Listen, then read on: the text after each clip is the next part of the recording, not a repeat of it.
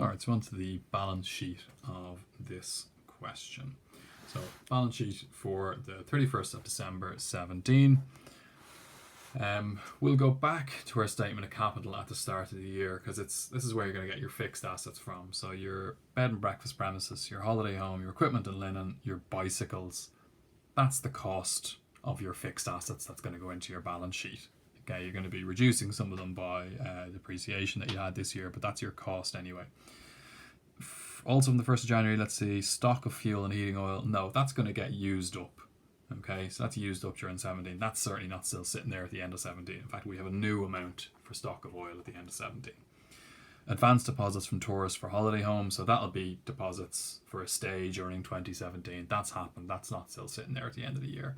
Cash at the start of the year is not going to be the same at the end of the year. Okay, so your cash there, 4,500. We have it down here. Okay, so it's 14,500. So that will be our cash balance. Down the bottom then in my adjustments, bicycles to be depreciated by that, and that's, we've worked out that depreciation, so just don't forget they go on the balance sheet. They're going to be deducted from fixed assets as your accumulated depreciation. We said that's a current liability. We said this is drawings. We said the last one was current assets. This one here I didn't finish off. So receipts from guests include booking deposits for 2018 of 2250.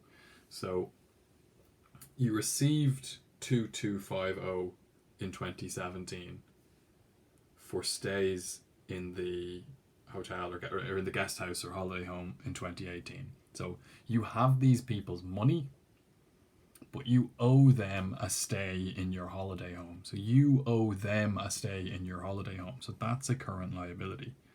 Like your holiday home is booked up for a week in 2018, but you're not getting any more money for it. Okay? You received the money for it in 2017.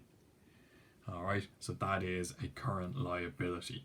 All right, and just that's one that can throw people a little bit sometimes. So if you look at all these adjustments down the bottom, they did something to income or expenditure, but they've also created a balance sheet entry as well. Okay, so all these adjustments should go in two places. All right, they will, increase or decrease something on the income and expenditure account, but they will also go onto the balance sheet, current asset or current liability often, but also we see drawings here and we see something going against fixed assets. All right, so our balance sheet then is your standard kind of format, your 3 columns, balance sheet at 31st December 17, fixed assets, cost, accumulated depreciation, and net book value. So these fixed assets are going to come from the start of the question. So your bed and breakfast premises, your holiday home, your equipment and linen,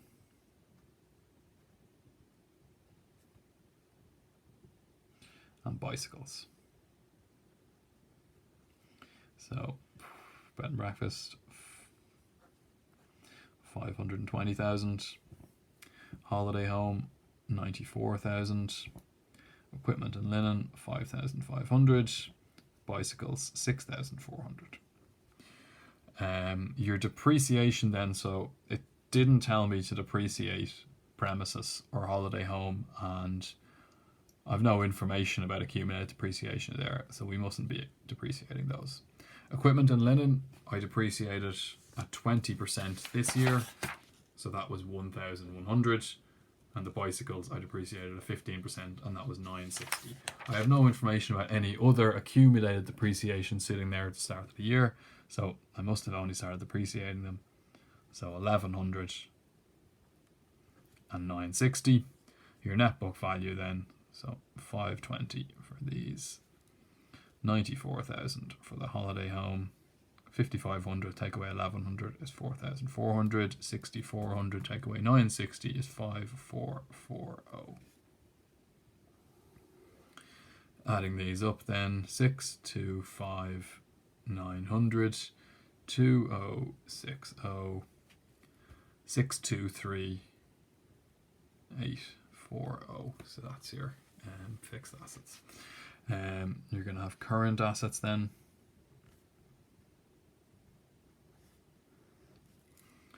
Your current assets, so the one I identified down here was stock of oil, 930.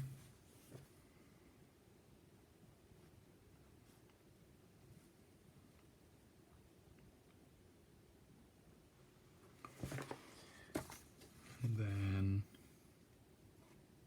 none other I've put in so far, but just the bank balance. So if the balance is on this side at the end of the year, okay, then if you remember balancing accounts from junior cert or junior cycle, we bring the balance down to the other side into the next period. So if the balancing figure is entered on this side, that's going to be brought down as a debit balance next year, okay? And a debit balance for bank is an asset, okay? So if the bank balance has to go in here to balance out payments, that means it's going to come down here and it will be a current asset. So if it's on this side, a bit counterintuitively, it's an asset, okay? So if the closing one is on this side, it is an asset. So that's bank 14,500. Alright, there was no other current assets that I identified, so add the two of those and I get 15,430. I've got then creditors due within 1 year.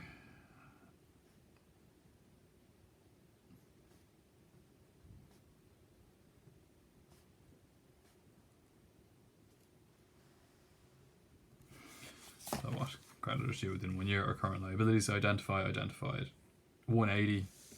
So owing to provisions. So provisions due 180. And the receipts received in advance. So the booking deposits 2250.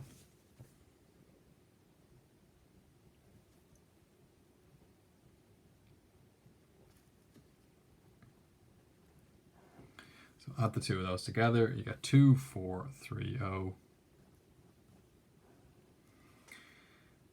Take that away and you're going to get 13,000 net current assets or working capital.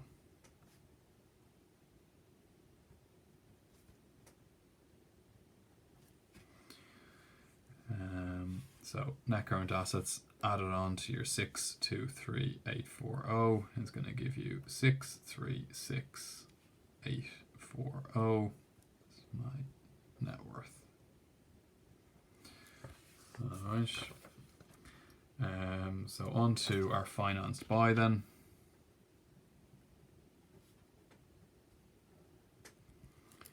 So that's going to be the capital that I worked out at the start of the question. So that's the 1 January capital. My excess income. So this is my answer from part B, the income and expenditure account. And then I'm going to take away drawings. So capital is the answer to this. So 630,900.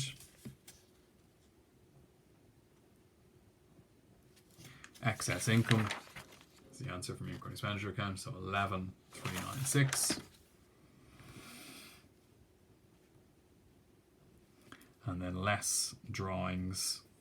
Your drawings from the payment side was 3,600.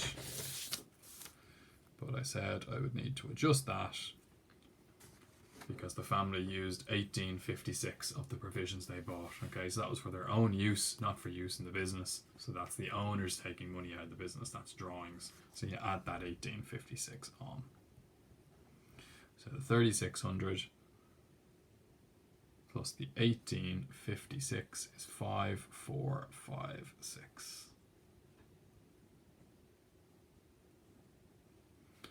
So add those, take that away, and you get 636,840, your capital employed. Okay, so it matches the net worth. So I've got that balance sheet to